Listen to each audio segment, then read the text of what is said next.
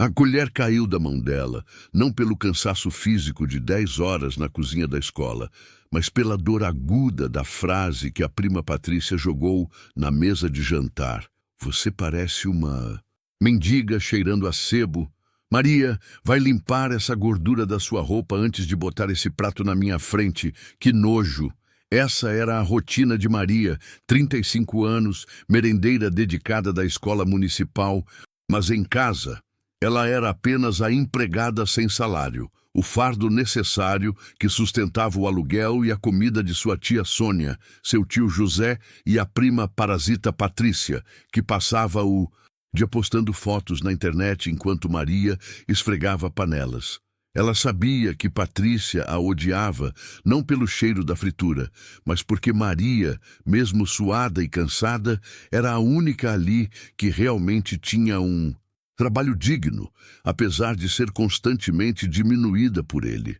Maria morava na casa da família por obrigação, ou melhor, por falta de opção, desde que seus pais faleceram anos antes, e a tia Sônia fez questão de lembrá-la todos os dias que aquele teto não era de graça, que o quarto minúsculo nos fundos onde ela dormia era uma gentileza que Maria deveria pagar com servidão. Ela não tinha um minuto de descanso. Lavava a roupa da prima, que nem se dava ao trabalho de tirar os pratos da mesa. Limpava o chão que o tio José sujava com a bota e ainda tinha que estar na escola às 6 da manhã para garantir o mingau das crianças. A humilhação vinha em doses homeopáticas e cruéis, como Patrícia a proibindo de usar o banheiro social porque ela era a merendeira, ou forçando-a a comer sozinha na cozinha com a luz apagada, porque seu horário de refeição era o momento em que a família assistia novela na sala e a presença de Maria estragava o clima. Ninguém nunca perguntava como ela estava, se a pressão na escola tinha sido alta ou se o dinheiro do seu salário era suficiente para cobrir todas as despesas que eles irresponsavelmente acumulavam. Sônia, a tia, era especialista em manipular. Quando Maria demonstrava o mínimo de cansaço ou tentava dizer que precisava de um fim de semana para si, Sônia logo soltava a bomba emocional. Depois de tudo que eu fiz por você, Maria, é assim que você me paga, deixando minha filha cozinhar. Você não tem coração, você é uma ingrata que não sabe o que é família. E Maria, com a alma cansada e a cabeça confusa pela culpa, cedia novamente, limpava mais um chão e guardava o dinheiro que tanto precisava para comprar os remédios da tia, que convenientemente sempre ficava doente quando Maria ameaçava sair da linha.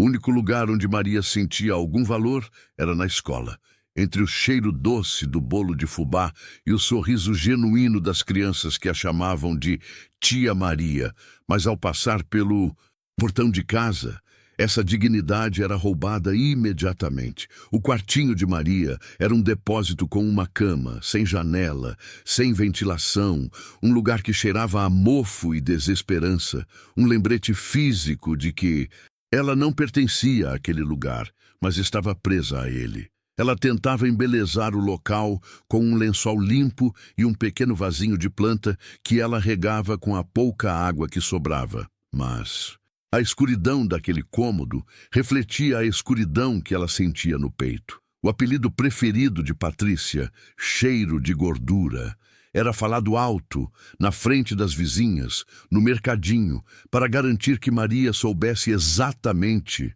seu lugar no mundo. Patrícia adorava dizer que Maria jamais teria um namorado, porque qual homem ia querer se casar com alguém que passava o dia fritando coxinha e cheirando a alho e óleo, enquanto ela, Patrícia, era a princesa que só recebia buquês de flores. Maria só queria um abraço, um simples eu te amo, um reconhecimento de que ela era um ser humano e não um eletrodoméstico de limpeza e cozinha. Mas em vez disso, ela recebia ordens e desprezo. Ela chorava em silêncio debaixo do lençol, rezando para que o sono a levasse para um lugar onde as panelas não precisassem ser esfregadas e onde o silêncio não fosse um peso. A tia Sônia reforçava a ideia de que Maria era incompetente para qualquer outra coisa, que Deus a tinha feito para servir e que o destino dela era o fogão, pois ela não tinha beleza, nem inteligência, nem a capacidade de atrair alguém decente como Patrícia. Se você que está assistindo já sentiu essa dor de ser diminuído por quem deveria te amar, deixe o seu like aqui e se inscreva no canal Corações do Passado, porque histórias de superação assim merecem ser contadas, e a de Maria estava apenas começando a ganhar uma chance de brilhar.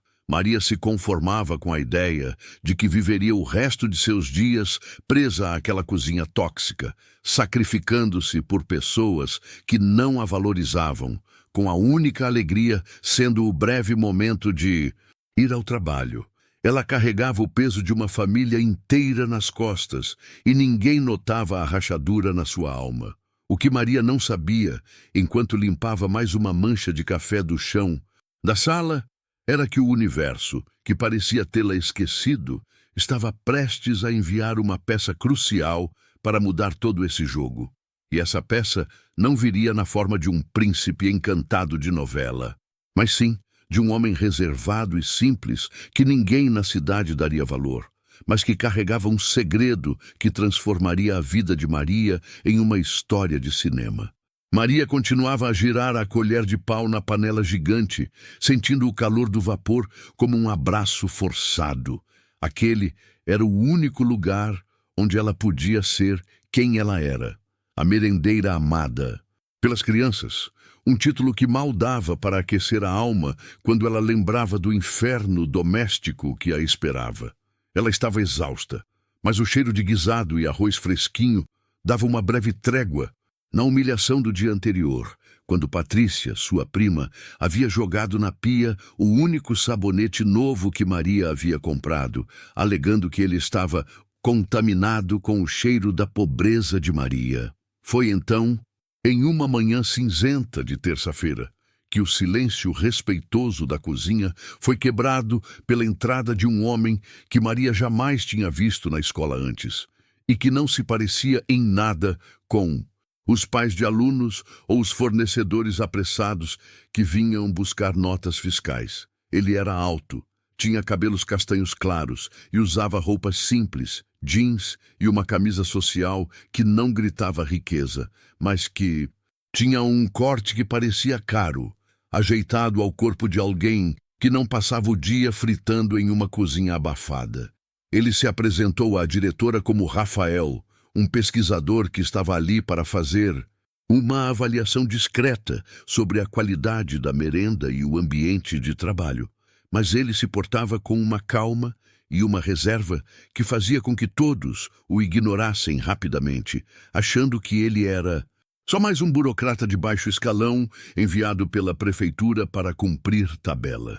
Ele não fazia perguntas invasivas, não pedia relatórios complicados, ele apenas observava, quieto, e Maria percebeu que, diferentemente de todos os outros adultos em sua vida, os olhos dele pareciam ver de verdade, e não apenas olhar.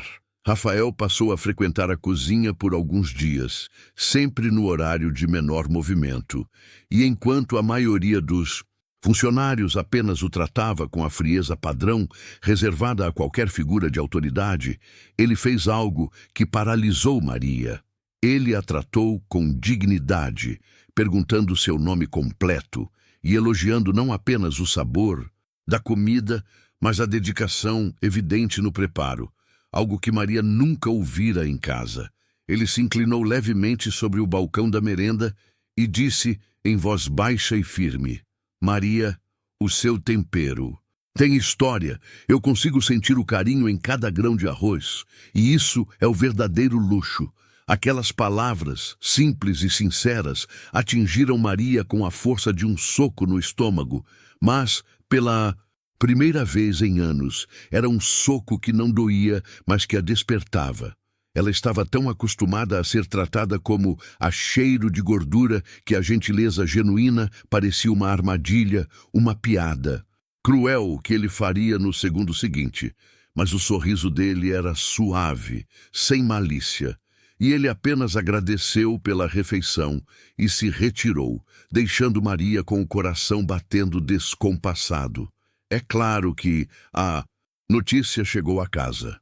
Maria, boba de ingenuidade, mencionou a presença do pesquisador na escola, e a reação de Patrícia e Sônia foi imediata, violenta e previsível. Elas precisavam esmagar qualquer faísca de esperança que surgisse na vida da merendeira para garantir que ela não fugisse do controle. Patrícia, com seu deboche característico, riu alto, debochando. Pesquisador. Ah, Maria, para de sonhar. Ele deve ser um estagiário pobre, que mal consegue pagar o aluguel e está atrás de você porque sabe que você é submissa e cozinheira de mão cheia. Quem na vida vai querer uma cozinheira que mora no quartinho de empregada da tia? Diga-me. Sônia, sempre mais ardilosa, tentou o ataque moral. Maria, você precisa tomar cuidado com esses homens da cidade.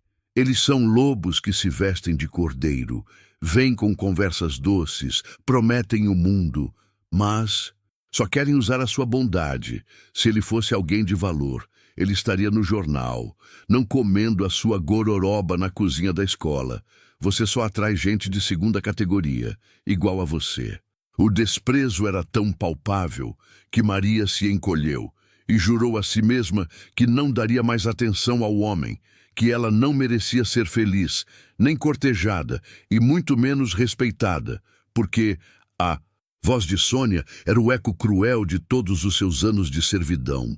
No entanto, Rafael insistia sutilmente em pequenos gestos.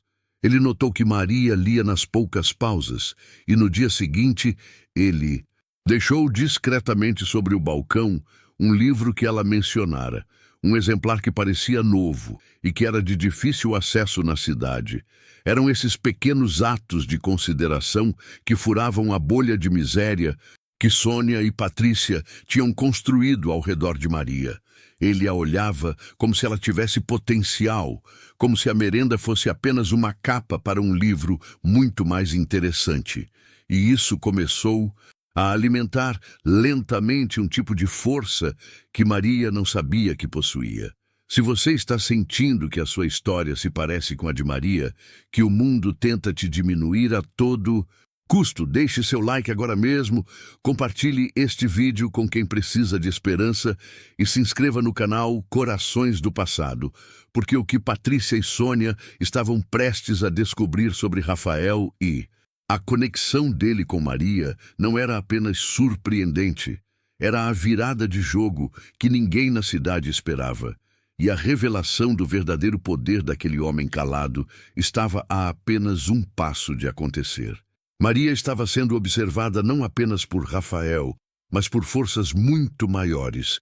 E esse pesquisador que parecia pobre e sem importância era, na verdade, a chave para um segredo que explodiria a farsa daquela família tóxica em 1000 pedaços. Aquele livro deixado no balcão da merenda não era apenas um presente, era um portal, um lembrete físico de que havia um mundo lá fora, que havia além dos ralos e das panelas gordurosas. E Maria passou a carregar o objeto de capa azul como um tesouro proibido, sentindo a esperança e o terror caminharem lado a lado dentro do peito, pois cada vez que ela se permitia sonhar, a voz das tias voltava, lembrando-a do quão perigoso era alçar voo. Rafael percebeu essa hesitação, essa barreira invisível de medo que Maria carregava, e passou a ser ainda mais metódico em sua abordagem. Não com galanteios vazios, mas com conversas que desafiavam a realidade que lhe havia sido imposta, forçando-a a enxergar a si mesma com novos olhos. Ele começou a passar menos tempo falando sobre a pesquisa escolar e mais tempo falando sobre a arte da cozinha em si, tratando Maria não como uma cozinheira de escola, mas como uma profissional, perguntando sobre suas técnicas, o uso dos temperos que ela trazia de casa e como ela conseguia tirar tanto sabor de ingredientes tão simples. Maria, pela primeira vez, não se sentiu envergonhada por sua simplicidade, mas orgulhosa do seu dom e ele dizia com a seriedade de quem está vendo uma gema bruta: Maria, o seu talento está sendo desperdiçado aqui. Você nasceu para o fogo de um fogão profissional, não para servir pratos plásticos. Aquelas palavras eram dinamite pura, explodindo a narrativa de que ela só servia para o trabalho subalterno. E Maria sentia o chão tremer, mas ao mesmo tempo ela não conseguia se abrir totalmente, pois o medo de ser usada e depois descartada era mais forte do que a promessa daquela nova vida. E o sorriso de Rafael, por mais gentil que fosse, ainda carregava a aura do desconhecido e, portanto, do perigo, algo que a cidade e sua família tóxica tinham ensinado muito bem. O fato era que o movimento em torno de Maria e Rafael já havia chamado a atenção de todos na escola, e os cochichos haviam se transformado em fofocas vorazes, especialmente entre as outras merendeiras e os professores mais antigos. Não era ciúme romântico, era uma desconfiança social. Afinal, por que o pesquisador da capital, mesmo que fosse um simples estagiário, estaria dando tanta atenção a Maria, a mais apagada, a que ninguém nunca notava, a que vestia as roupas mais simples e vivia visivelmente cansada? Essa atenção era antinatural e a fofoca logo chegou aos ouvidos de Patrícia, que viu ali uma ameaça real ao seu esquema de servidão doméstica, e ela precisava agir rápido. Patrícia, então, armou o teatro da visita preocupada, indo até a escola de surpresa, bem no horário em que sabia que Rafael costumava passar pela cozinha para tentar humilhar Maria em seu próprio local de trabalho e mostrar ao forasteiro que Maria tinha dono. Quando Patrícia irrompeu na cozinha, com sua voz alta e cheia de melindre forçado, Maria sentiu um frio na espinha, sabendo que a humilhação estava prestes a começar. E Patrícia, sem pestanejar, começou o ataque, dizendo a Rafael com uma falsa gentileza: Ah, você deve ser o rapaz que está conversando com a Maria. Eu sou a tia dela. E preciso te avisar que ela é muito desligada, vive no mundo da lua e, coitada, ela não consegue lidar com responsabilidades fora da cozinha. Então, não dê muita importância às conversas dela, ela é distraída. Maria sentiu o sangue sumir do rosto com aquela tentativa pública de anulação. Mas a reação de Rafael foi inesperada. E foi ali que Patrícia e a escola tiveram o primeiro vislumbre de que talvez ele não fosse o pobre estagiário que parecia. Ele não se alterou, não se irritou, apenas olhou Patrícia de cima a baixo, com uma polidez gélida e perigosa. Ele respondeu com a voz baixa e controlada: Senhora, não se preocupe. Maria é extremamente atenciosa, e a forma como ela gerencia esta cozinha demonstra uma responsabilidade que muitos executivos gostariam de ter.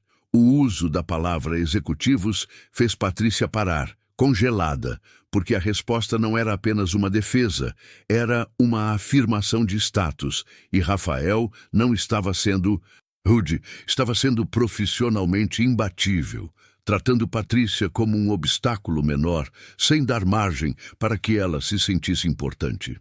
Ele apenas deu um sorriso mínimo e se virou para Maria, como se o assunto com a tia tivesse acabado ali, sem valor ou prosseguimento, e Patrícia, por mais que quisesse explodir, sentiu-se completamente desarmada por aquela calma superior e se retirou, fervendo de raiva e desconfiança. Mas o verdadeiro choque, aquele que fez a cidade inteira começar a repensar quem era aquele homem simples, aconteceu na manhã seguinte, quando Maria e Patrícia estavam no ponto de ônibus da escola. Rafael recebeu uma ligação urgente e precisou sair imediatamente, e em menos de 5 minutos, um carro preto, com vidros escuros e absolutamente impecável, parou no portão da escola, sendo conduzido por um motorista que vestia um terno de corte perfeito, algo que não se via naquela cidade. Rafael, com a mesma simplicidade de sempre, apenas acenou para Maria e entrou no banco de trás do carro de luxo que partiu em silêncio e velocidade. E o silêncio que ficou para trás no portão era ensurdecedor, com todos os funcionários e, principalmente, Patrícia, olhando para o local onde o carro estivera. Aquilo não era um carro de estagiário, e muito menos o carro de um pesquisador pobre, era o carro de alguém com poder, de alguém que tinha pressa e, o mais importante, de alguém com conexões fora daquela bolha. A semente do medo se transformou em uma pequena árvore de terror na mente de Patrícia e Sônia, que não conseguiam processar a ideia de que o homem que zombaram, o homem que chamaram de segunda categoria e de estagiário, sem dinheiro, estava sendo buscado por um veículo daquele porte, e a possibilidade de que Maria tivesse, sem querer, se conectado a alguém realmente importante era algo que minava o controle delas. Maria, por outro lado, ficou apavorada com a visibilidade e tentou se afastar, sentindo que aquela vida de luxo e poder não era para ela e que essa exposição só traria mais castigo em casa. Ela tentou evitar o olhar de Rafael nos dias seguintes, mas ele era persistente e respeitoso, e no final de uma tarde, quando ela estava saindo, ele a abordou, desta vez sem sorrisos, com uma seriedade que a fez parar.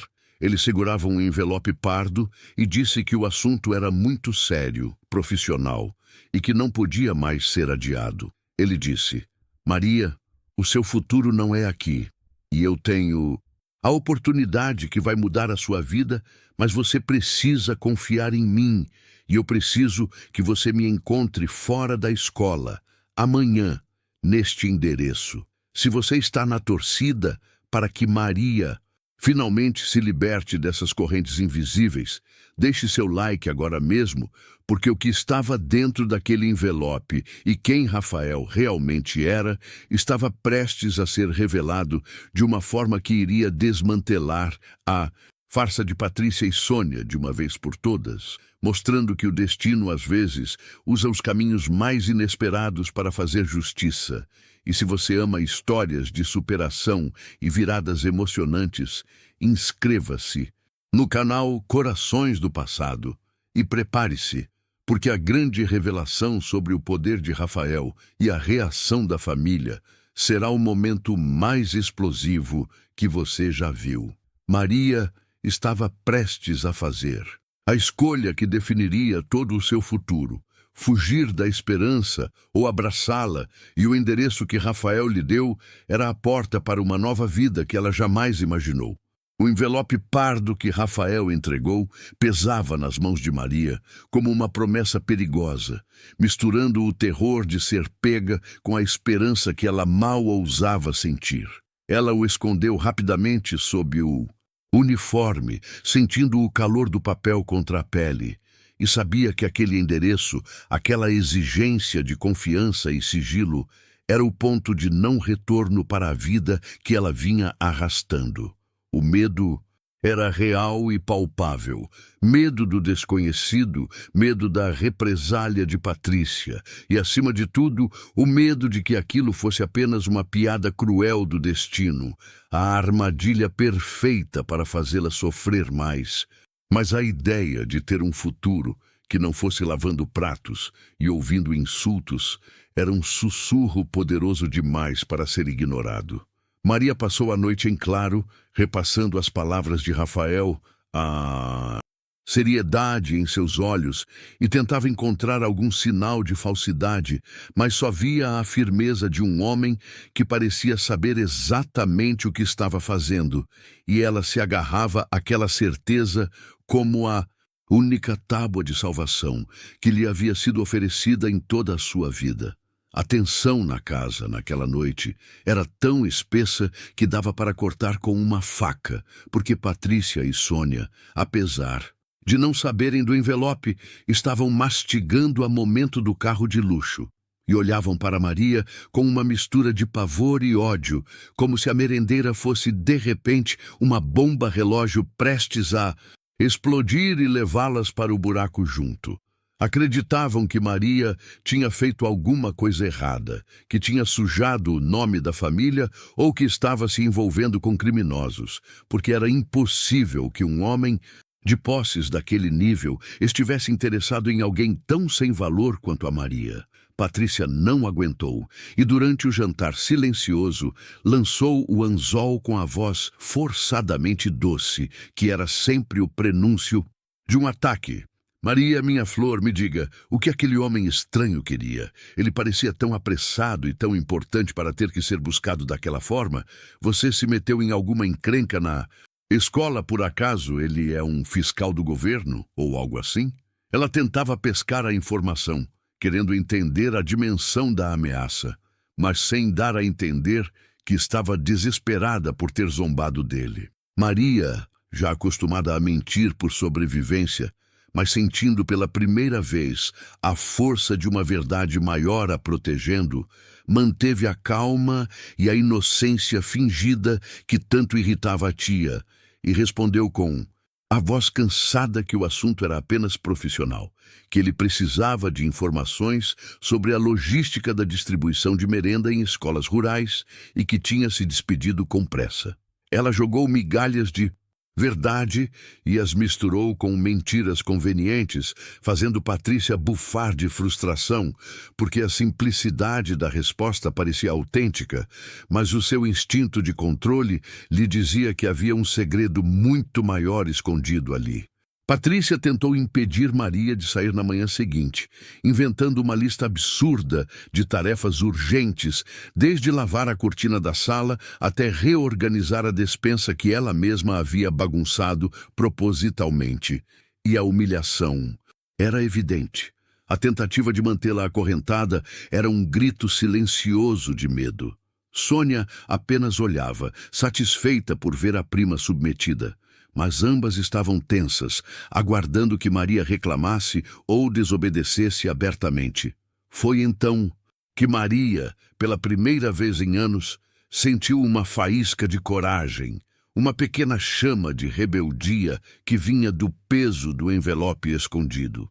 Ela olhou para a pilha de tarefas e, sem dizer uma palavra, apenas vestiu o casaco e começou a caminhar em direção à porta. Patrícia gritou, exigindo saber para onde ela ia sem permissão, mas Maria não parou. Apenas respondeu por cima do ombro que estaria de volta depois do almoço e que precisava resolver um assunto urgente de documentos, e a audácia daquele ato, a recusa em se curvar, fez Patrícia e Sônia ficarem paralisadas pelo choque. Maria mal conseguiu respirar enquanto corria para a rua, sentindo-se uma fugitiva. Mas a adrenalina da liberdade momentânea era inebriante e ela segurava o envelope com força, seguindo as instruções para um bairro que ela só conhecia de nome, um lugar de prédios baixos e modernos, com uma segurança discreta e imponente que denunciava a riqueza e a importância dos locais. Aquele não era o mundo de Maria, e a cada passo que dava, sentia que estava entrando em um universo paralelo, temendo que a qualquer momento alguém viesse e a mandasse de volta para sua cozinha. O endereço a levou a um prédio de arquitetura limpa e sofisticada que parecia um templo de vidro e aço, e ao se anunciar na recepção, foi recebida não por um estagiário ou por uma secretária, mas por um segurança enorme que já sabia o seu nome e que a encaminhou para um andar superior. Se você está sentindo o coração apertar junto com Maria, torcendo para que essa jornada valha a pena e que ela encontre a dignidade que merece, mostre seu apoio deixando seu like agora, porque o que estava prestes a acontecer era a prova de que a justiça divina, às vezes, usa terno e gravata. Rafael estava esperando por ela em uma sala de reuniões ampla e silenciosa, com uma mesa imensa de madeira escura e uma vista panorâmica da cidade que Maria jamais tinha visto.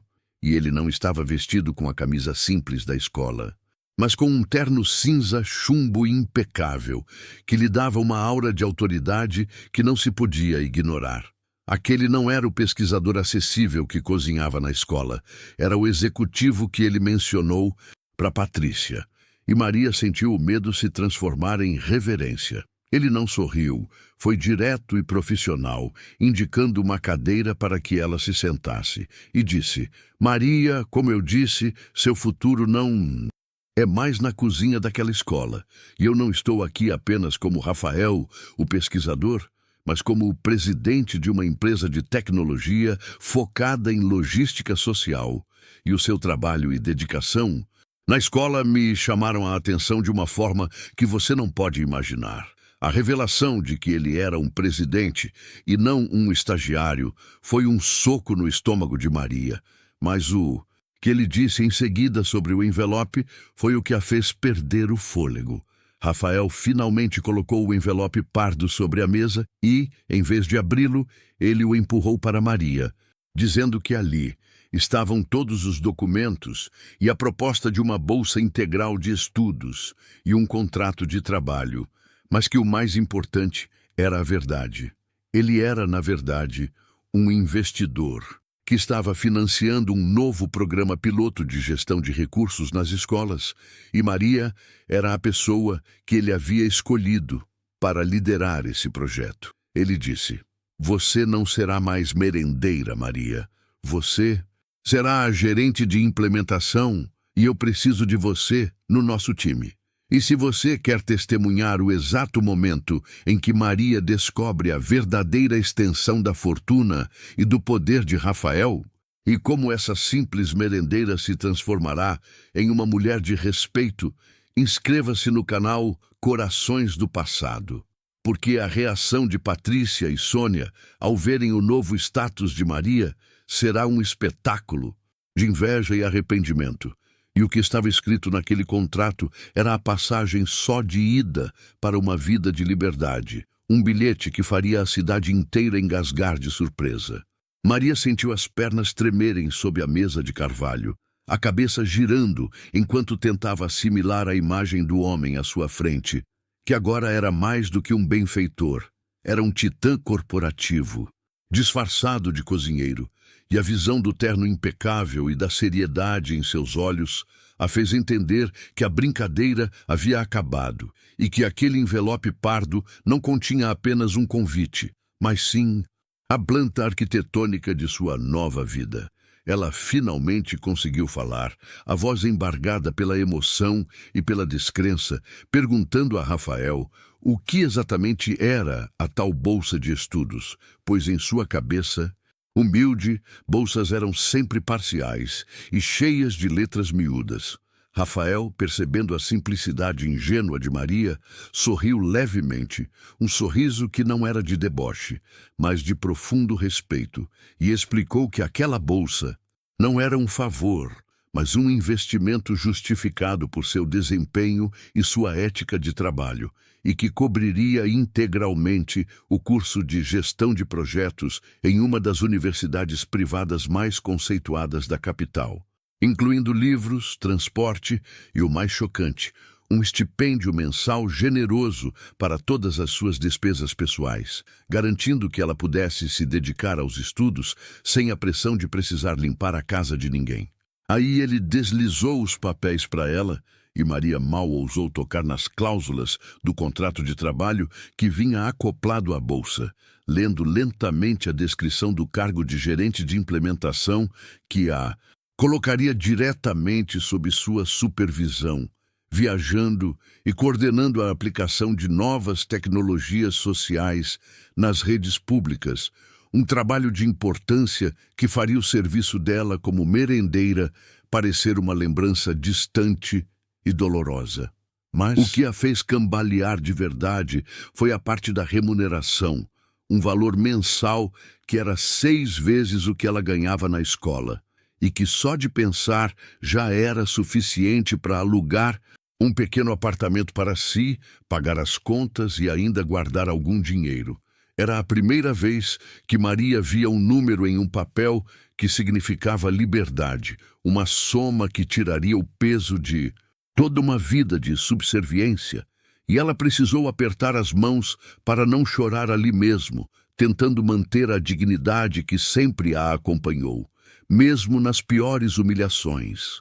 Mas as lágrimas vieram de qualquer forma, quentes e incontroláveis, escorrendo por suas faces marcadas pela labuta, lágrimas de alívio e de gratidão por ter sido finalmente vista.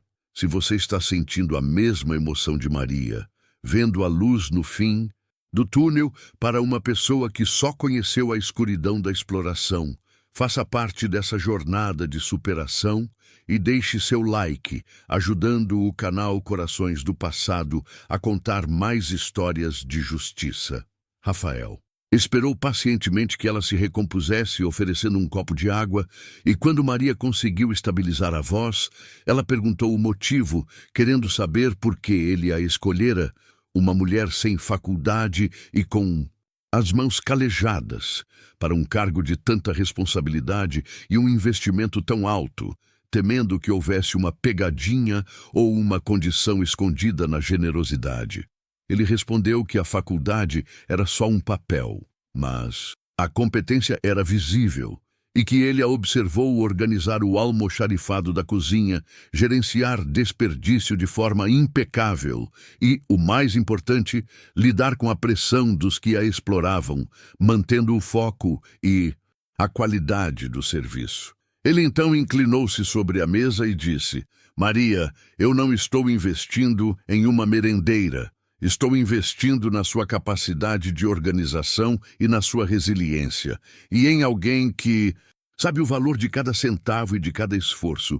E é exatamente esse tipo de liderança que precisamos em nosso projeto social, e a sua simplicidade é a nossa maior força.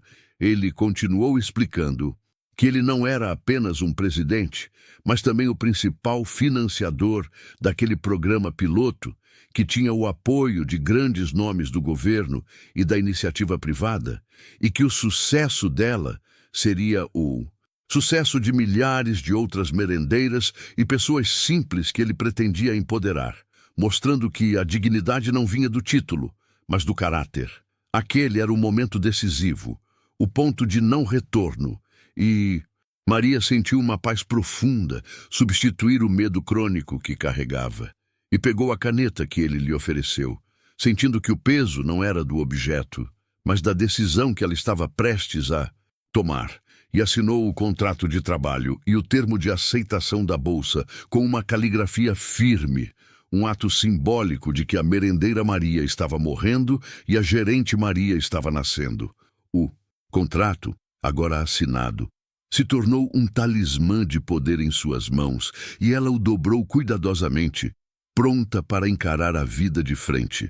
Rafael, que agora era seu chefe, perguntou com uma seriedade que Maria não esperava sobre sua situação atual de moradia, questionando se ela estava segura na casa dos parentes. E ela hesitou por um segundo, mas decidiu que a honestidade era a única maneira de selar sua nova vida. Ela contou a verdade nua e crua, sem dramas exagerados, sobre como Patrícia e Sônia a tratavam, sobre a exploração, as humilhações e o fato de que ela não era vista como família, mas como uma empregada doméstica gratuita, cujo único valor era a mão de obra. A expressão de Rafael se fechou em uma máscara de frieza calculista, e ele lamentou profundamente o que ela havia passado, mas não com pena, e sim com uma indignação contida, e disse que a primeira atitude do novo contrato seria garantir sua segurança e dignidade, oferecendo providenciar uma mudança imediata para um flat pago pela empresa, com todos os custos iniciais cobertos, para que ela pudesse começar sua vida nova sem a sombra daquele lar tóxico. Mas Maria tinha um último assunto a resolver. Ela olhou para o contrato em suas mãos e sentiu uma coragem que nunca soubera possuir, dizendo a Rafael que agradecia imensamente a oferta de mudança imediata, mas que ela precisava voltar uma última vez para aquela casa, não para confrontar Patrícia ou Sônia, mas para pegar suas poucas coisas e, mais importante, mostrar a elas, sem dizer uma palavra, que o ciclo de exploração havia terminado e que a merendeira que elas desprezavam havia se transformado em algo inatingível. Rafael concordou com um aceno, entendendo que aquela era uma questão de honra e dignidade pessoal para Maria, e apenas ofereceu um motorista para acompanhá-la discretamente, aguardando na esquina, garantindo que ela teria apoio se as coisas fugissem do controle.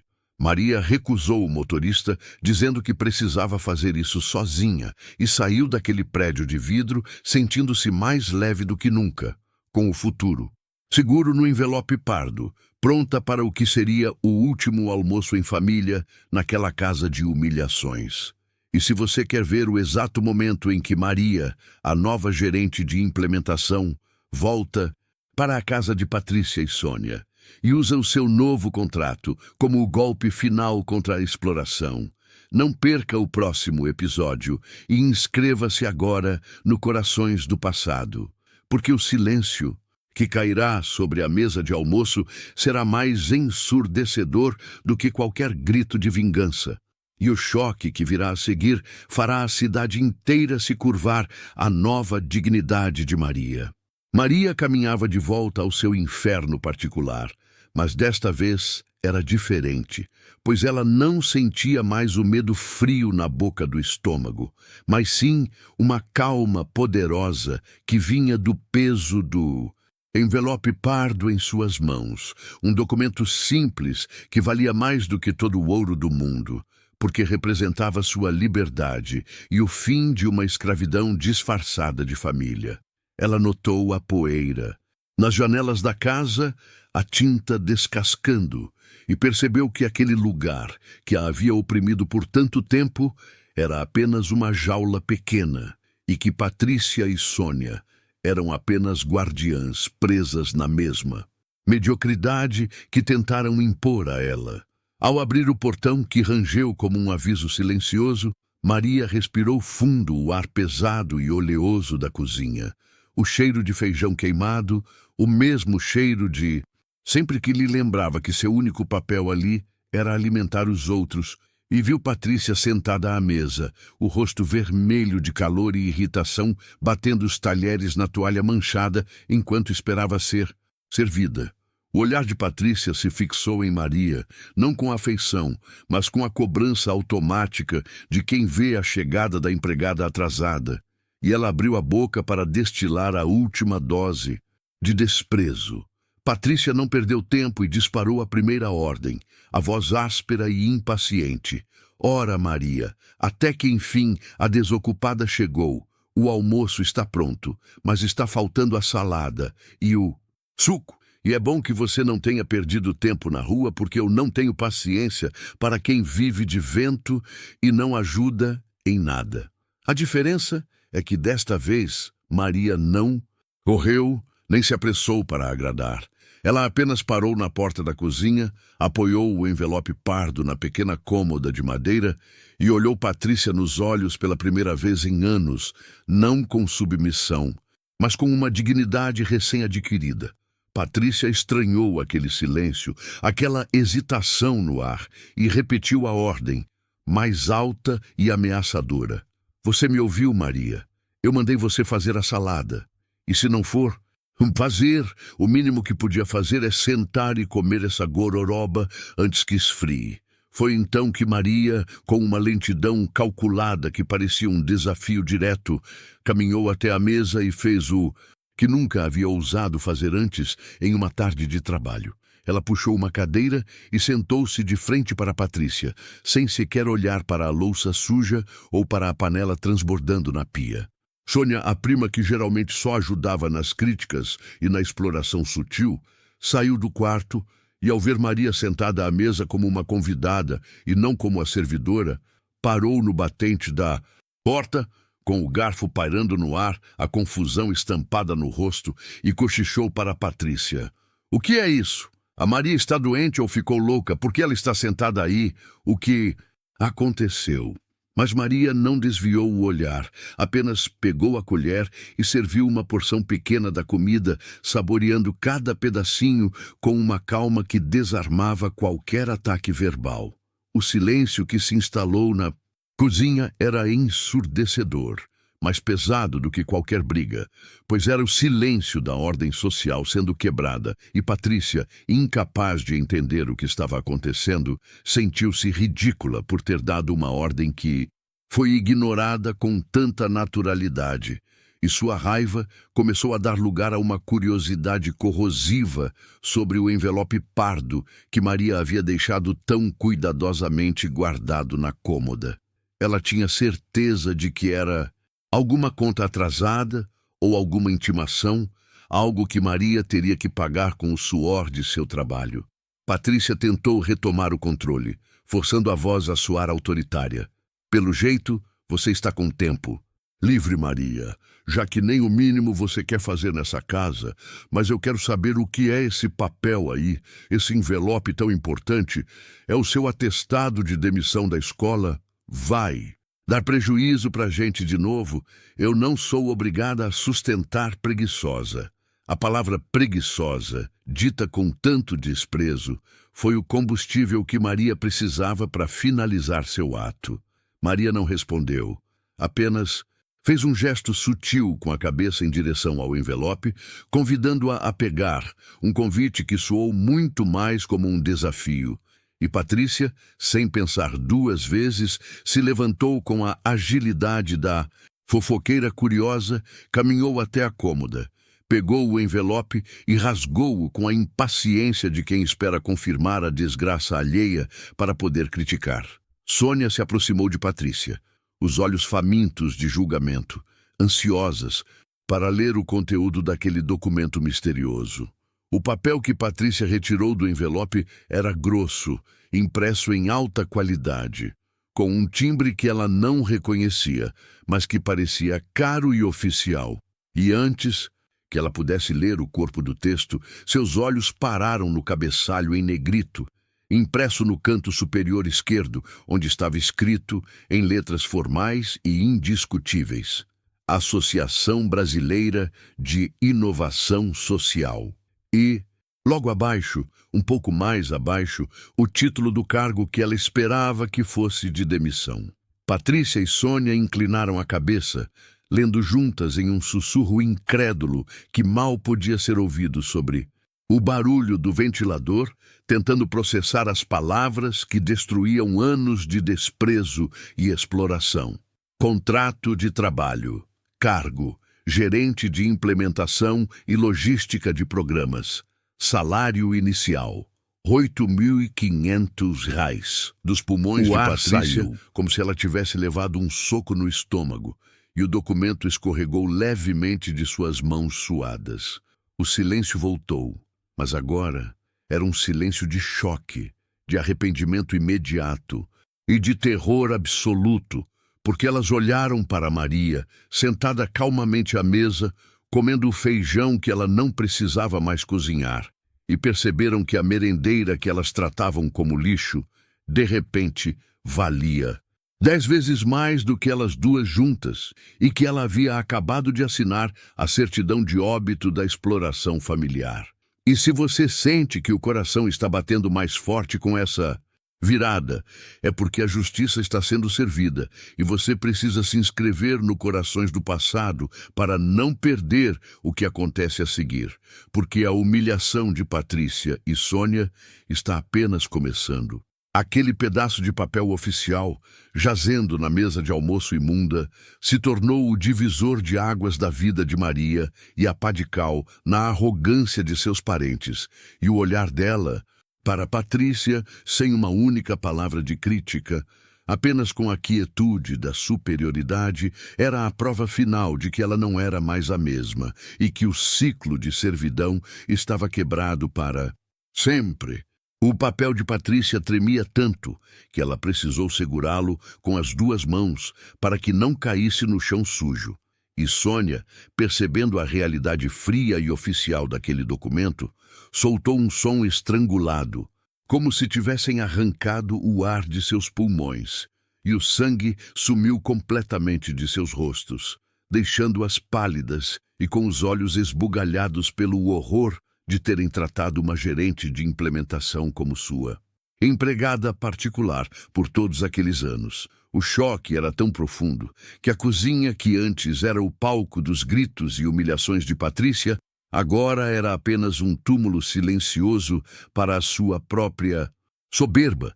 E ela tentava desesperadamente encontrar uma falha, um erro de digitação, qualquer coisa que pudesse anular aquela realidade que estava desmoronando o seu mundo de exploração. Patrícia gaguejou, forçando um sorriso amarelo que parecia uma careta. Maria, isso deve ser algum engano, ou você está sendo enganada. Quem é esse tal de João que aparece aqui? Você não pode simplesmente assinar um papel desses sem ler, com esse monte de dinheiro. Isso é a cara daqueles golpes que a gente vê na televisão. Eu vou ligar para a escola e falar que você não pode sair assim. A diretora precisa de você. Era a última tentativa desesperada de inverter a situação, de voltar ao papel da prima protetora, mas suas mãos suadas e a voz trêmula entregavam o terror puro de quem via o salário mínimo anual fugindo pela porta da frente. Maria, com a serenidade de quem não precisava provar nada, apenas empurrou o prato vazio para o lado e deu um gole lento na água. E a calma com que ela fazia coisas triviais era mais aterrorizante para Patrícia do que se ela tivesse gritado, porque o silêncio de Maria demonstrava que ela estava em um patamar de superioridade onde as mentiras e as táticas de intimidação simplesmente não a alcançavam mais. Ela havia cruzado a ponte da dignidade, e para Patrícia e Sônia era como assistir a um fantasma que não reagia mais aos seus chamados, um fantasma muito bem pago. Sônia, que sempre foi covarde, rapidamente começou a mudar de lado, lançando um olhar acusador para Patrícia, um olhar que dizia: "Eu te avisei para não abusar tanto dela. Você passou dos limites." E ela tentava sussurrar para a prima que talvez fosse melhor pedir desculpas agora, antes que a situação se tornasse irreversível, mas o sussurro morreu na garganta quando Maria fixou o olhar nelas, não com ódio, mas com uma frieza de quem observa dois insetos se debatendo em uma teia. E Patrícia sentiu a traição de Sônia como mais uma facada em sua autoridade perdida. Rapidamente, Patrícia rasgou o véu da negação e tentou a cartada da falsidade extrema, dando um passo à frente com os braços abertos. Ai, Maria, mas que notícia maravilhosa! Eu estou tão feliz por você, minha prima querida. Nós sabíamos que você tinha esse talento todo. A gente só queria te proteger de más escolhas. Mas olha que bênção! Um salário desses... Agora você vai poder ajudar a gente com aquelas dívidas de IPTU que estão atrasadas. Não é? Você merece isso. O teatro era patético. A mudança de tom em menos de 5 minutos era revoltante, e Patrícia soava como se estivesse recitando um texto ensaiado para uma peça ruim. Maria, então, quebrou o silêncio. Mas sua voz não era a da merendeira, mas a de uma profissional falando com estranhos.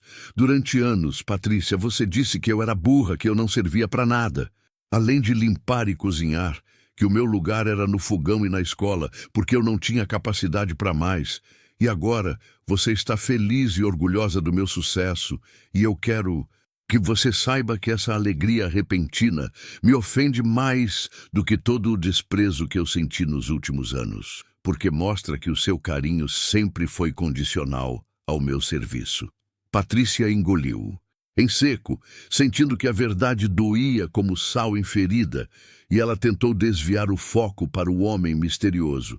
Mas me diga, Maria, quem é esse João? De onde ele veio?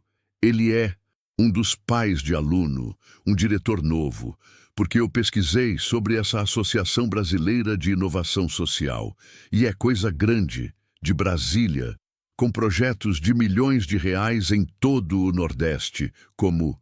É que você, Maria, a merendeira da escola municipal, conseguiu entrar nisso. A incredulidade dela era palpável, pois a ideia de Maria ter mérito próprio era impensável. Maria permitiu-se um pequeno sorriso de vitória, mas era um sorriso triste, não de escárnio. João, É o engenheiro que veio para cá, aquele que você e a Sônia chamavam de caipira e diziam que eu só atraía homens sem futuro. Ele não. É um pai de aluno, Patrícia. Ele é o diretor nacional de logística dessa associação.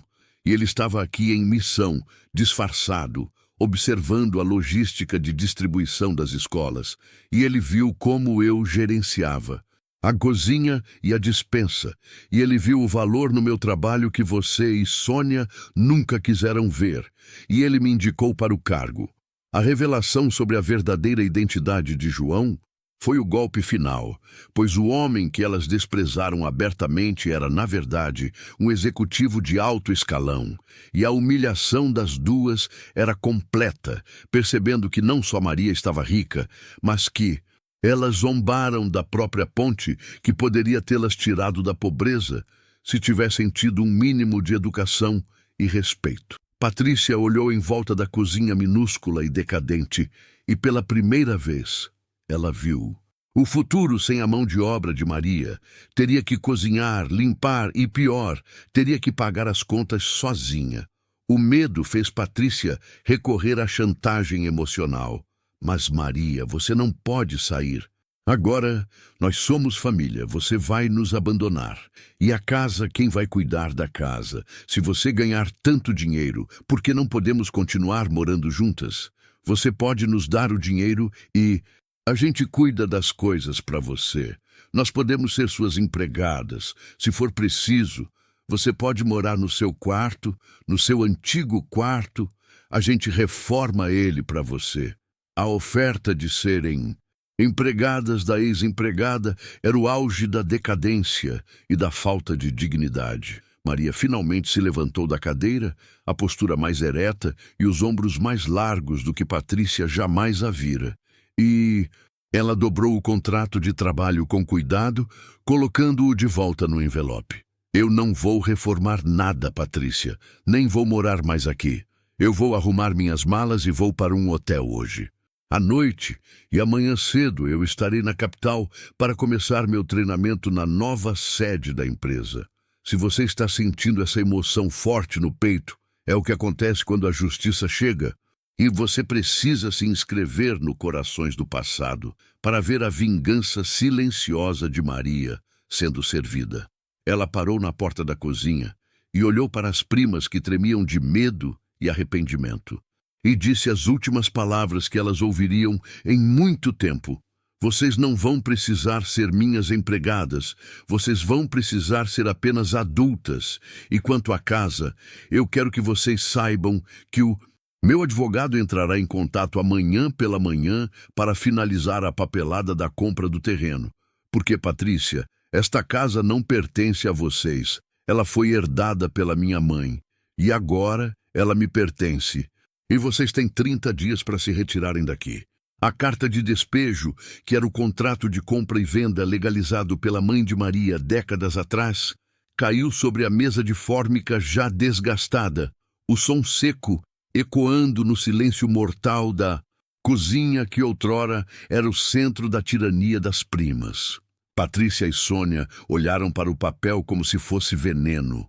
O terror atravessando seus rostos. Não era apenas a perda do conforto da mão, de obra de Maria, que as atingia, era a humilhação pública e a perda da única segurança que possuíam, a casa que, na verdade, nunca lhes pertenceu.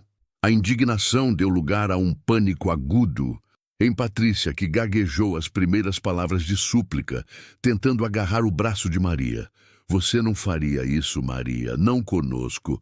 Nós crescemos juntas. A gente sempre foi família. Isso é uma maldade, um exagero. Você está cega por causa desse dinheiro. Volta para a razão. Olha para mim, Patrícia, sua prima que sempre esteve aqui. Era uma tentativa desesperada de reescrever a história, de apagar anos de maus tratos e escravidão disfarçada de convivência. Mas Maria estava fria como o gelo do freezer, e seu olhar não tinha mais a súplica nem o medo de outrora, apenas uma imensa calma de quem finalmente respira. Ar puro. Eu estou muito na razão, Patrícia, e é por estar na razão que eu sei exatamente o que estou fazendo. Essa casa era o palco onde vocês momentavam a minha inferioridade todos os dias, e o terreno era a cerca que me impedia de ver o mundo. E agora, eu não só vou derrubar essa cerca, como vou tirar o palco debaixo dos seus pés. Sônia, que até então estava muda, apenas chorando lágrimas grossas de medo e desespero, tentou a tática mais suja, a vitimização da saúde, forçando uma tosse rouca. Maria e minha pressão, o médico disse que eu não posso ter emoções fortes. E se eu tiver um ataque, quem vai cuidar de mim? Pense nos meus remédios. Eu sou frágil. Você sabe disso? Quem vai fazer minhas comidas especiais agora? Maria, que conhecia a peça de Sônia de coure salteado, não se moveu um centígio. Ela simplesmente pegou sua mala antiga, uma peça surrada que a acompanhava desde a infância, e começou a colocar poucas peças de roupa, lavadas e engomadas por ela mesma, ignorando as primas, que agora choravam alto e descontroladamente no chão da cozinha. A única coisa que Maria sentia era o peso leve da libertação e a sensação de que, pela primeira vez, não precisava pedir permissão para respirar. Era impressionante como Maria agia com dignidade naquele momento de triunfo, pois ela não usou o poder para zombar ou humilhar ainda mais as primas. Ela apenas usou o silêncio e o desapego para lhes mostrar que o jogo havia terminado e que a única arma que lhes restava era o arrependimento, que agora era tardio e inútil. Ela parou de arrumar a mala apenas para retirar o avental sujo de gordura que usou pela última vez naquela manhã, jogando-o no cesto de roupa suja como um ato simbólico de aposentadoria. Sônia e Patrícia se levantaram, cambaleando, percebendo que as lágrimas não funcionariam, e tentaram desesperadamente mudar o tom para a agressão e a ameaça. Você vai se arrepender, Maria. O dinheiro não compra a felicidade. Você vai sentir falta da gente. Você não sabe viver sozinha. É muito perigoso lá fora. E se você cair em uma armadilha? A toxicidade doentia delas, que precisava manter Maria na lama para se sentirem superiores, era a prova final de que elas jamais mereceram qualquer carinho ou consideração. Maria sorriu, mas era um sorriso de cansaço, não de alegria, e a resposta dela cortou como lâmina afiada. Eu já vivi na pior armadilha que existe, que é a de morar com pessoas que fingem te amar enquanto te exploram. E viver sozinha na capital, mesmo que seja perigoso, é menos mortal do que viver aqui.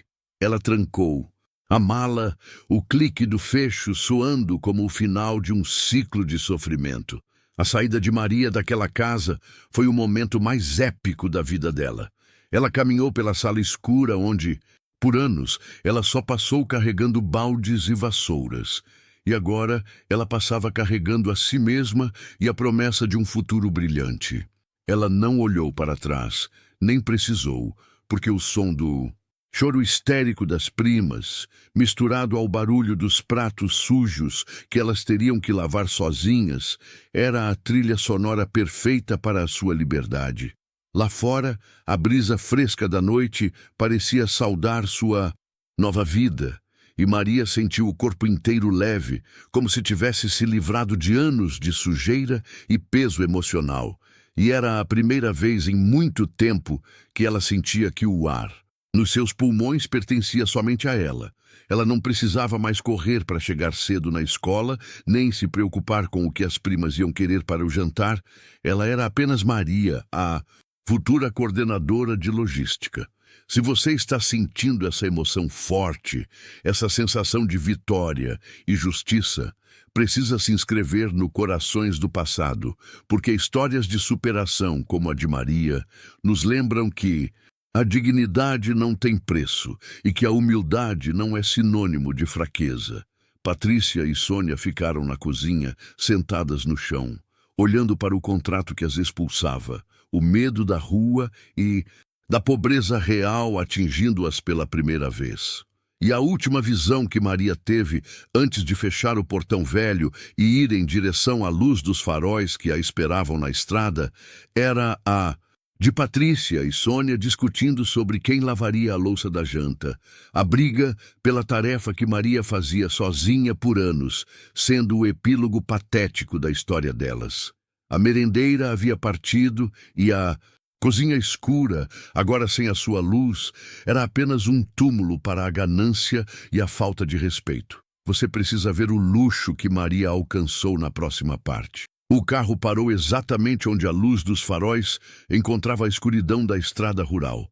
E Maria, engolindo o ar frio da noite, reconheceu o veículo imponente de João, um modelo importado com um brilho discreto que gritava poder sem ser vulgar. E ao lado dele não havia um motorista, mas sim o próprio João, de pé, esperando-a com um sorriso que iluminava o mundo dela. A merendeira respirou fundo, sabendo que aquele último passo sobre a terra batida era o fim definitivo da sua vida antiga e o início de uma nova realidade que parecia tirada de um conto de fadas, mas que ela sabia que era real, pois o gosto da vitória era forte e doce em sua boca. A porta foi aberta por João, com a cavalheirismo que ela nunca havia presenciado, e no momento em que ela se sentou no estofamento de couro, o cheiro de carro novo e ar-condicionado frio a atingiu, uma sensação completamente oposta ao cheiro de gordura e mofo que era a marca registrada da casa de Sônia e Patrícia. E Maria sentiu o corpo relaxar pela primeira vez em anos, como se o assento estivesse absorvendo todo o estresse acumulado de uma vida de servidão. João olhou para ela, pegou sua mão sem dizer uma palavra, e aquele toque simples, que não pedia nada em troca, era o símbolo da dignidade que ela finalmente havia conquistado. A viagem para a capital foi longa, mas Maria não sentiu o tempo passar, pois a conversa com João era leve, cheia de planos e sonhos para o futuro, e ele não a tratava como uma funcionária a ser treinada, mas como uma parceira que ele admirava e que ele sabia que tinha potencial ilimitado. E foi ali, no silêncio da estrada escura, que Maria percebeu a profundidade do sentimento de João, que ultrapassava o profissional e se aninhava no coração. Se você sente que a vida te deve uma virada dessas, se inscreva no Corações do Passado e venha com a gente buscar essa justiça emocional. Quando amanheceu, a paisagem rural deu lugar à selva de pedra, e Maria ficou colada na janela, observando os gigantes de concreto, os rios de carros e a avalanche de pessoas apressadas. E o contraste era tão violento que ela quase precisou fechar os olhos, pois a vida na cidade grande não era apenas agitada, era pulsante, e Maria, que havia vivido confinada em um pequeno vilarejo, sentiu a adrenalina da liberdade e do novo começar a correr em suas veias. João a levou não para um apartamento, mas para uma cobertura modesta, mas luxuosa, com uma vista panorâmica de toda a cidade, onde a luz do sol entrava pelas enormes janelas e Maria viu que o chão era de madeira polida e a decoração era moderna, mas acolhedora. E a cozinha, o lugar que a marcou por anos de suor e humilhação, agora era um santuário de eletrodomésticos de ponta que pareciam brilhar de tão limpos e novos. O primeiro ato de Maria, ao chegar, foi ir para o banheiro gigantesco, onde a banheira de hidromassagem parecia um convite irrecusável ao descanso, e ela se despiu, observando o próprio reflexo, percebendo que, apesar do cansaço, havia um brilho de esperança em seus olhos, e ela ligou o chuveiro, deixando a água quente correr pelo seu corpo, sentindo cada gota lavar a sujeira dos anos de humilhação, uma verdadeira purificação de alma. Naquela noite, Maria dormiu na cama mais macia que ela já havia tocado, um colchão de luxo com lençóis de algodão egípcio, e o silêncio da cobertura, que só era quebrado pelo som distante da cidade, era o oposto do barulho dos roncos e das reclamações das primas que invadiam seu quarto apertado no passado. E Maria dormiu sem sobressaltos, pela primeira vez em sua vida adulta, um sono profundo e reparador, o sono da justiça conquistada. O dia seguinte foi dedicado a preparativos luxuosos, pois João havia providenciado uma personal shopper para Maria, que a ajudou a escolher roupas elegantes e profissionais, adequadas para a função de coordenadora de logística. E Maria viu sua imagem mudar no espelho. A merendeira simples se transformava em uma mulher de negócios, mantendo a humildade, mas exalando confiança e poder.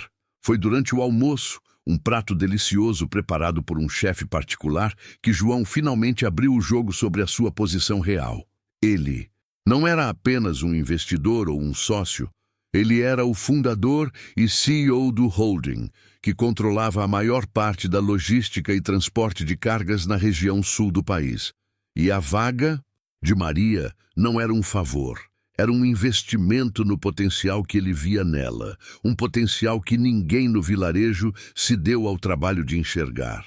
A revelação do verdadeiro poder de João fez Maria engolir em seco, percebendo que a sua vida não havia mudado apenas de bairro, mas de estratosfera social, e a responsabilidade da nova função era imensa, mas a confiança de João era seu maior combustível, e ela sabia que teria que trabalhar duro, estudar e se dedicar, pois a dignidade vinha acompanhada do mérito, e ela estava pronta para provar o seu valor. Nos dias que se seguiram, a relação entre Maria e João se solidificou, não mais como um resgate, mas como um companheirismo, e Maria percebeu que a atração que sentia por ele era recíproca e honesta, e o homem que havia lhe dado a mão na escuridão era o mesmo que agora a guiava para a luz, e o futuro deles, profissional e pessoal, parecia promissor, livre do julgamento e da maldade do passado. E enquanto Maria desfrutava da sua primeira semana de luxo merecido, em paz e segurança, a sombra da justiça pairava sobre o vilarejo, porque João, que havia comprado a casa das primas para dar a Maria a escritura de libertação, tinha planos muito específicos e cruéis para aquela propriedade velha, algo que faria Patrícia e Sônia sentirem na pele a verdadeira falta de lar e a ironia do destino. Você não vai acreditar no que João fez com a casa onde Maria foi humilhada por anos. Maria estava a centenas de quilômetros, imersa no conforto de sua nova vida e nos desafios instigantes de seu novo trabalho, mas a sombra de João era longa e alcançava cada canto sujo do vilarejo, de onde ela veio, e enquanto as primas Patrícia e Sônia mal percebiam que a escritura da casa estava irremediavelmente nas mãos de um magnata implacável, elas continuavam vivendo na ilusão de que a merendeira, humilhada, não passava de uma fugitiva que voltaria implorando perdão. O erro delas foi achar que João era apenas um cavalheiro gentil e não um estrategista que media o poder de cada movimento no tabuleiro da vida. E o que estava por vir não era uma simples expulsão, era uma lição pública de moral, envolta em papel timbrado de luxo. O primeiro sinal de que algo estava errado chegou na forma de uma notificação judicial lacrada, entregue por um mensageiro profissional, que contrastava violentamente com a simplicidade da rua de terra batida, e Patrícia e Sônia, que nunca liam nada além de fofocas de vizinhas, ignoraram o tom formal e frio do documento, achando que era apenas a velha burocracia do governo. Mas o papel dizia claramente que a posse do imóvel havia sido transferida integralmente, e que elas, por benevolência do novo proprietário, teriam exatos 30 dias para desocupar o local.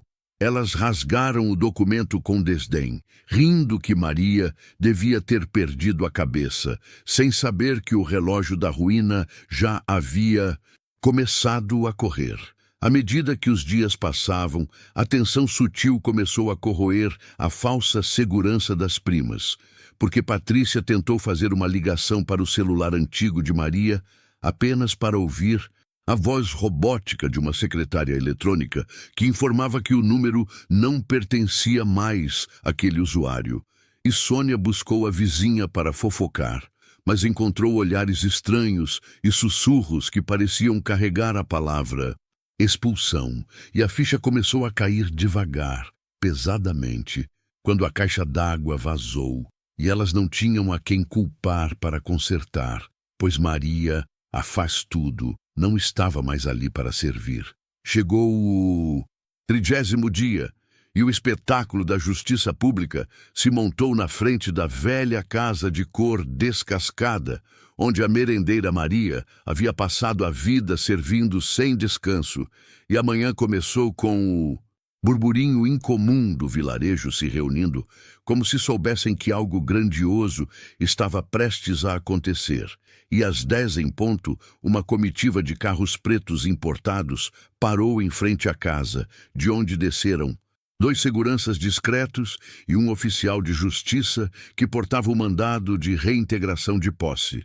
Patrícia e Sônia, ainda tentando argumentar com a arrogância de quem se sente intocável, correram para a porta, berrando sobre a injustiça, mas o oficial, impassível, limitou-se a mostrar o carimbo do tribunal e ordenar que os seguranças, com educação fria, removessem os poucos pertences das primas para a calçada, um monte patético de roupas velhas e panelas que Patrícia e Sônia fizeram questão de humilhar Maria usando por anos. A momento era devastadora. As primas, que se vestiam com soberba e andavam de nariz empinado pela cidade, agora estavam sentadas sobre malas maltrapilhas, expostas ao julgamento silencioso de todos os vizinhos que um dia as temeram. Mas o clímax da humilhação ainda estava por vir, porque João não se contentou em apenas tirar as opressoras de casa. Ele queria que a casa, que era o símbolo de sua opressão, se tornasse um farol de esperança e caridade. E foi então que uma velha Kombi branca, caindo aos pedaços, parou no final da rua, e dela desceu a família mais humilde e necessitada de todo o vilarejo, Dona Josefa, seus 5 filhos e o marido deficiente, pessoas que Patrícia e Sônia sempre desprezaram abertamente, tratando-os como mendigos sociais, e os seguranças de João começaram a ajudar a família de Josefa a descarregar seus poucos pertences na porta da casa que acabara de ser esvaziada. O silêncio do vilarejo foi quebrado apenas pelo grito histérico de Sônia, que entendeu a jogada cruel e perfeita de João. Ele não só as expulsou, ele as substituiu pelo extremo oposto de sua arrogância, provando que a dignidade não dependia de riquezas. E Patrícia, com o rosto vermelho de ódio e vergonha, viu Josefa, a mulher que ela chamava de vagabunda, entrando na cozinha onde Maria chorava de cansaço e o desespero de perder. O status foi mais doloroso do que perder o teto. A casa de Maria, agora lar de Josefa, foi totalmente reformada em 3 dias, com operários trabalhando dia e noite, e o toque final de João foi a ordem para que o quartinho minúsculo onde Maria dormia, apertada e sem ventilação, fosse transformado no quarto principal da casa, um quarto com ar-condicionado e uma janela nova que dava para o quintal, um memorial silencioso e poderoso à injustiça que fora cometida ali, mostrando que o ciclo da humilhação estava quebrado para sempre. Patrícia e Sônia ficaram na rua. Ninguém do vilarejo se atreveu a dar abrigo a quem foi publicamente condenada pela justiça de um homem tão poderoso. E o terror de Patrícia foi perceber que o pequeno dinheiro que tinham se esvaía rapidamente, pois as fofocas as impediram de encontrar qualquer emprego na cidade. E a visão delas, perdidas, vagando com suas malas, era a prova viva de que a justiça, quando orquestrada com inteligência e recursos, era um castigo muito mais potente do que a vingança. Enquanto isso, Maria estava aprendendo a pilotar um carro importado, assistindo a tutoriais de como gerenciar uma equipe de logística, e a vida que Patrícia e Sônia jogaram fora pelo desprezo e pela preguiça estava sendo construída com base no esforço e na pureza de coração. E se você está sentindo essa virada de mesa, esse alívio pela justiça que alcançou quem merecia, inscreva-se no canal Corações do Passado e venha acompanhar essa história até o final, pois a melhor parte da superação está sempre por vir. Mas João, o estrategista, ainda tinha uma carta na manga que selaria a ruína financeira das primas para sempre, algo que Patrícia e Sônia só descobriram uma semana depois, quando o dinheiro de Sônia acabou e ela precisou ir à prefeitura tentar vender um pequeno terreno que haviam herdado, um terreno que, para o terror delas, já não era mais delas, pois João havia feito uma jogada legal impiedosa para garantir que a merendeira Maria jamais fosse esquecida e que a família opressora ficasse na miséria total. Você não vai acreditar o que João fez com o último pedacinho de terra delas. Sônia andava pelas ruas do vilarejo com a cabeça baixa, esfarrapada, parecendo uma sombra da mulher arrogante que ela foi, mas a necessidade era mais forte que o orgulho e ela precisava desesperadamente vender o pequeno terreno herdado para conseguir dinheiro suficiente para, pelo menos, pagar um ônibus e fugir para a capital, recomeçar em algum lugar onde ninguém conhecesse a história da merendeira Maria e a desgraça que caiu. Sobre elas, a vergonha pública que queimava mais que o sol do meio-dia. Ela chegou ao cartório, um prédio modesto no centro, e tentou ensaiar sua antiga postura, mas o corpo dolorido e a roupa amassada traíram a tentativa, e a atendente, que certamente já sabia quem ela era, a tratou com uma frieza profissional que era quase tão humilhante quanto um tapa na cara. Mas Sônia respirou fundo, forçou um sorriso tremido e pediu para verificar a situação do lote de terra que Patrícia e ela possuíam, aquele pequeno pedaço de mato que era a única coisa que restava entre elas, e a miséria absoluta.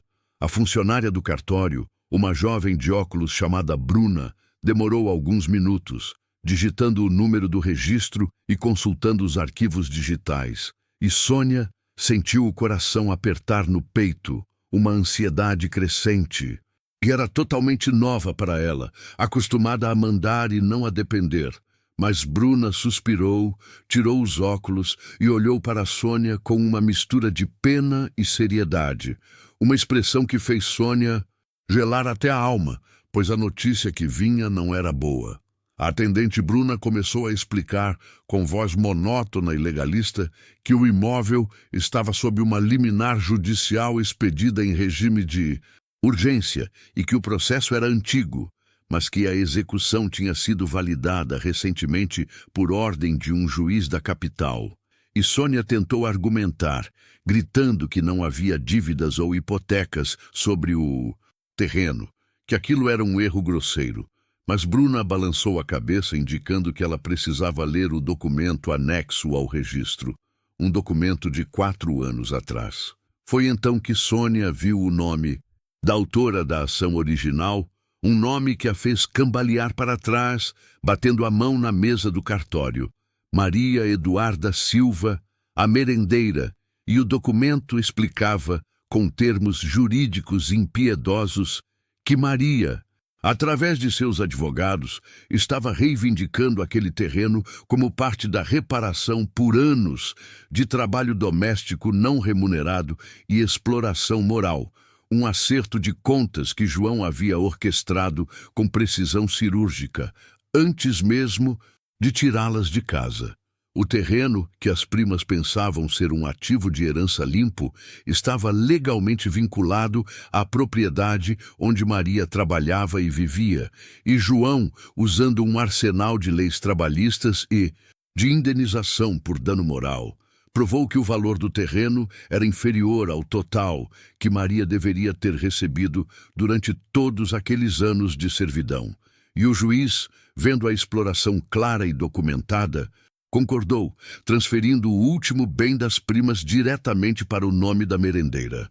Sônia caiu na cadeira, o rosto pálido e banhado em lágrimas de desespero e raiva. E Bruna, a funcionária do cartório, apenas disse que o caso estava encerrado e que qualquer recurso deveria ser direcionado ao escritório de advocacia de João, o mesmo escritório que as havia esmagado com a ordem de despejo e a humilhação pública. E total atingiu Sônia ali, no meio do cartório, mostrando que João não era apenas rico, era implacável na sua busca por justiça plena para quem ele amava. Ela voltou para a calçada, onde Patrícia esperava sob uma sombra fina, morrendo de calor e fome, e a notícia atingiu Patrícia como um raio. A última migalha de dignidade financeira havia sido varrida pelo homem que elas zombaram por andar com roupas simples, e Patrícia desabou, não em lágrimas de tristeza, mas em uma fúria silenciosa e impotente contra o universo que de repente parecia conspirar a favor da ex-merendeira. O castigo de João era completo. Ele não queria vingança barata. Ele queria que as primas sentissem na pele a miséria que a injustiça e a exploração podem causar. E o choque foi perceber que aquele pedacinho de terra que elas consideravam lixo era agora a única garantia que Maria tinha de que nunca mais precisaria se humilhar para sobreviver. E se você está sentindo a doçura dessa virada de mesa e o peso dessa justiça, clique no botão de curtir e ajude este canal, Corações do Passado, a trazer mais histórias de superação como esta. E Maria, a nova dona do terreno que um dia pertenceu às suas algozes, decidiu que aquele espaço não seria usado para construir algo suntuoso, mas sim para o bem da comunidade. E com a ajuda de João, ela doou o lote para a prefeitura para que fosse construído um centro de apoio para mães solteiras e um grande jardim comunitário, um símbolo de que a opressão havia sido substituída pela caridade e pelo cuidado. Um tapa de luva na memória da ganância de Patrícia e Sônia. Para as primas, o mundo acabou naquele momento. E sem dinheiro, sem casa e sem prestígio, elas tiveram que se humilhar e pedir carona na estrada, abandonando suas malas e seus vestígios de passado, porque Patrícia, no ápice do seu desespero, percebeu que a única salvação era desaparecer. Ir para um lugar onde ninguém soubesse que elas eram as vilãs da história de Maria, a merendeira que encontrou. Um príncipe milionário em roupas de pedreiro. Mas a vida, para quem age com crueldade, sempre cobra um preço. E a história de Patrícia e Sônia não termina aqui, porque a estrada é longa e a miséria é uma companhia terrível para quem só conhece o luxo. E você não vai querer perder o desfecho desse drama. O que aconteceu quando a última porta se fechou e as primas perceberam que precisariam trabalhar pela primeira vez na vida para conseguir um prato de comida, a verdadeira provação de quem não sabe o que é dignidade. O asfalto fervia sob os pés inchados de Patrícia e Sônia, um inferno quente e sujo, muito diferente dos tapetes persas que cobriam o chão de suas salas de estar. E agora, sem carro, sem dinheiro para passagem e sem qualquer resquício de dignidade, elas caminhavam na beira da rodovia, sob um sol impiedoso que queimava a pele delicada, que nunca havia conhecido nada além de protetor solar de alta qualidade. E o silêncio entre elas era mais pesado que o saco rasgado, onde carregavam as poucas roupas que puderam salvar do despejo. A fome era um buraco físico e doloroso, e Sônia sentia a fraqueza de ter que depender da caridade alheia para conseguir um copo d'água gelada, algo que ela negava a Maria todos os dias. Patrícia, a mais orgulhosa e vaidosa, estava à beira de um colapso nervoso, não pelo sofrimento, mas pela humilhação de ser vista naquele estado deplorável, com o cabelo outrora impecável, agora grudado na testa pelo suor e pela poeira da estrada.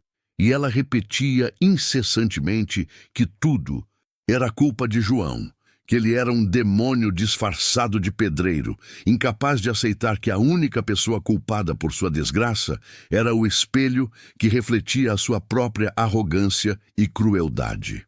A única carona que conseguiram foi de um caminhoneiro que cheirava a diesel e tabaco e que as fez trabalhar em troca da viagem, obrigando-as a descarregar caixas pesadas de hortifruti na traseira do caminhão.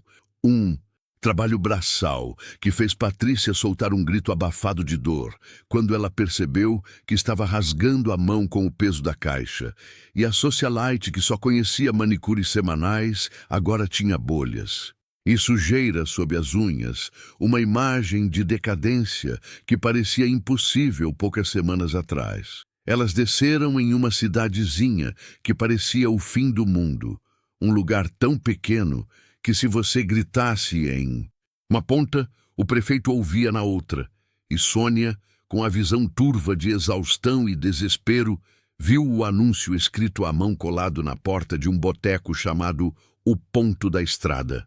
Precisa-se de auxiliar de limpeza urgente, paga-se por diária. A palavra limpeza soou como um sino fúnebre para Sônia, a mesma palavra que ela usava para ordenar Maria a limpar o chão, os banheiros e o fogão. E agora era ela quem precisava se rebaixar àquela função. Mas a fome e a ameaça de dormir ao relento eram mais urgentes do que o orgulho ferido que ainda lutava dentro dela. Patrícia, vendo a direção que Sônia tomava, puxou seu braço com um olhar de repulsa, dizendo em um sussurro venenoso que elas eram melhores do que isso, que iriam pedir dinheiro emprestado a algum conhecido. Distante, mas Sônia, pela primeira vez, ignorou a prima, percebendo que os conhecidos sabiam de toda a história e que ninguém, absolutamente ninguém, daria um centavo a duas mulheres que construíram sua vida na miséria. Alheia, Sônia entrou no boteco cheirando a suor e fracasso e inventou uma história triste para a dona do lugar, dizendo que haviam perdido tudo em um incêndio e precisavam recomeçar, mentindo sobre sua origem e nome para evitar que a verdade sobre a merendeira e o milionário chegasse àquele fim de mundo. O trabalho dela era esfregar, esfregar e esfregar, tirando a graxa impregnada no azulejo da cozinha. Um trabalho que Maria fazia todos os dias em sua casa sem um pingo de reconhecimento, e a ironia era uma lâmina afiada. Sônia estava ali, no fundo de uma cozinha quente e fedorenta, pagando com o próprio suor, o preço da escravidão que impôs à sua prima. A cada pedaço de sujeira que Sônia arrancava do chão, a imagem de Maria, agora sorrindo em um jardim florido, vestida com dignidade e abraçada por um homem que a amava, voltava para assombrá-la. E Sônia sentia a bile subir a garganta, não de nojo, mas de pura inveja do destino que ela havia roubado de Maria e que o universo, de forma cruel e justa, havia devolvido em dobro. Essa é a cobrança, caros amigos do Corações do Passado, o momento em que a vida mostra que o poder real não está na conta bancária, mas no caráter. E se você está sentindo a doçura dessa virada e quer ver mais histórias onde a justiça prevalece sobre a maldade, clique no botão de se inscrever e compartilhe essa história para que ela alcance quem precisa de esperança. Patrícia, incapaz de aceitar a humilhação do trabalho, passou o dia sentada no banco da praça, observando as crianças brincarem e sentindo o peso da sua inutilidade, e a única coisa que a mantinha acordada era a promessa de que Sônia conseguiria alguma comida para elas no fim do dia, uma dependência humilhante de alguém que ela sempre considerou inferior. O sol se pôs, e as duas primas, agora com um pedaço de pão velho nas mãos e um punhado de moedas suadas, se olharam e souberam que não havia mais volta. Elas eram forasteiras, validas, sem teto, e a pequena cidade, com suas línguas afiadas, começaria em breve a se perguntar quem eram aquelas duas mulheres de aparência refinada que trabalhavam como faxineiras de boteco. E quando a verdade viesse à tona, A queda delas seria ainda mais dolorosa, porque o destino ainda tinha uma última e cruel reviravolta reservada para Sônia e Patrícia. Aquela noite, Sônia e Patrícia dormiram em um quarto minúsculo e mofado nos fundos do boteco, e o cheiro de fritura velha e desgraça era tão forte que parecia sufocar qualquer resquício de esperança que ainda pudessem ter. E enquanto Patrícia chorava silenciosamente pela perda de sua manicure francesa, Sônia encarava a escuridão, sentindo que o universo havia traçado um plano cruel e detalhado para fazê-la pagar por cada migalha negada a Maria. O castigo, caros amigos do Corações do Passado, não é sempre uma explosão ou um drama hollywoodiano. Às vezes ele é lento, corrosivo e vem na forma da vida real que você desprezou. E Sônia descobriu que não importava o quanto ela esfregasse o chão ou mentisse sobre sua identidade. Ela era, e para sempre seria, a vilã daquela história. A mulher que tentou destruir o destino de outra pessoa. A pequena cidade, com sua internet lenta e sua predileção por fofocas, demorou, mas não falhou em ligar os pontos. E a bomba não veio de uma carta ou de um detetive, mas sim do caminhoneiro que trouxe a última remessa de cervejas para o boteco e que, por acaso, estava folheando um jornal de São Paulo esquecido sobre o balcão. Ali, em letras garrafais e com fotos em cores vibrantes, estava a reportagem da união de João, o magnata da tecnologia que havia investido em projetos sociais no interior, e Maria, a merendeira humilde que agora era descrita como uma parceira de vida e inspiração. E a foto de Maria, sorrindo de forma radiante em um vestido de seda, contrastava violentamente com a imagem de Sônia, agachada no canto, tentando limpar uma mancha de óleo que parecia perpétua. O caminhoneiro, com a inocência cruel de quem não tem nada a perder, leu em voz alta sobre a vida luxuosa do casal e a fundação que eles haviam criado para dar dignidade a mulheres exploradas. E Sônia ouviu cada palavra, cada detalhe sobre a mansão com piscina, as viagens internacionais e o respeito que Maria agora comandava. E a humilhação foi tão intensa que ela sentiu o chão girar, percebendo que Maria não apenas se libertou, mas ascendeu a um patamar que Sônia jamais tocaria.